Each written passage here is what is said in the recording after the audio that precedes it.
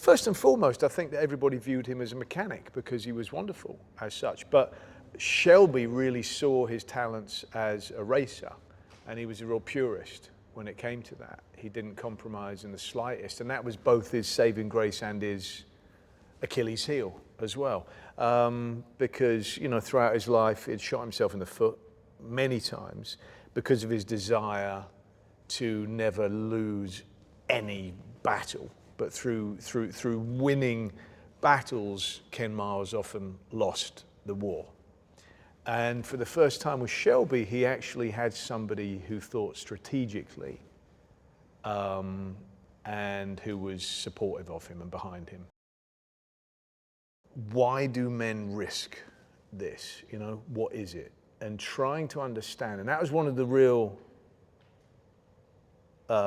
goals of the film, is to how can you get an audience who may never have gone around a racetrack to try to understand the thrill that these men get, the feeling of being alive in such a raw manner, that they do it in spite of the fact that they're very likely to die doing it.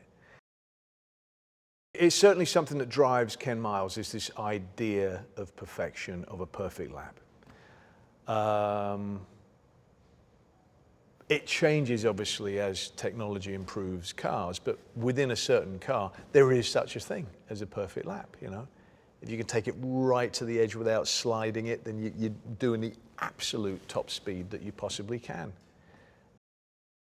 He's somebody who's got no money, the IRS is taking everything from him, and it's not about that for him. You know, it's not about just making money, it's about, you know, well-being and happiness.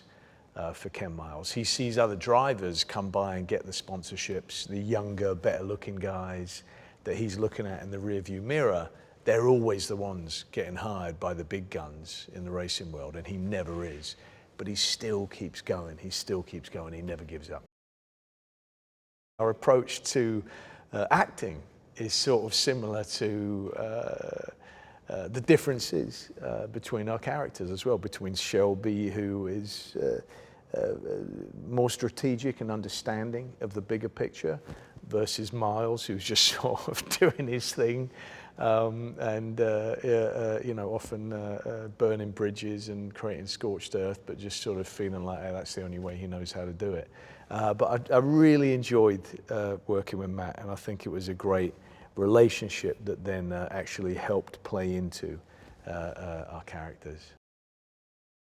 Oh, it's such a great luxury, you know. Some people talk about, oh, it's a bit more intimidating when you've got a real character. I find it the opposite. I think it's really liberating because, you know, there are eccentricities and mannerisms that real people have that if you were just inventing them for yourself, you might seem like you're just being an egotistical actor who's trying to, you know, steal screen time or something, which really is the opposite of being a team player and wanting a good film. But when there are real people, you go, my God, they really did that. They really had that attitude. I never would have had the guts to just suggest that to a director, but there it is, plain and bold, it's the truth. And so I find there's a great liberation in doing that, in playing, you know, a real person. The thing with Jim is that the characters are really his joy, completely. I mean, Jim would probably be the first to admit that racing's really not his thing, particularly. And so that's an interesting dilemma. When you start, you think, wait, what? You don't really know much about racing. But what it means is he learns enough about it to understand the exhilaration, but is not so entrenched in the details that he loses the big picture and the heart of the matter.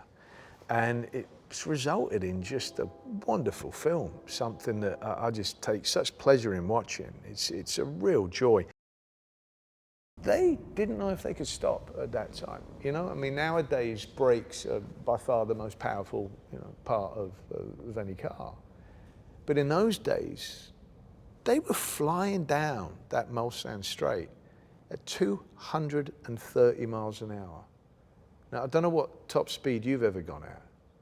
I know on my motorcycle, when I looked, because I usually just would tape it over because I didn't want to know, but when I did look, it's like 153, and I felt like I was going to go to the moon.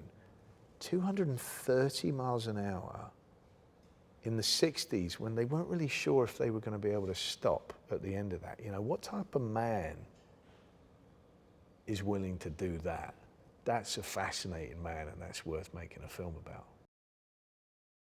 That's what Jim has done so beautifully. It does transcend being a racing movie. The races are phenomenal.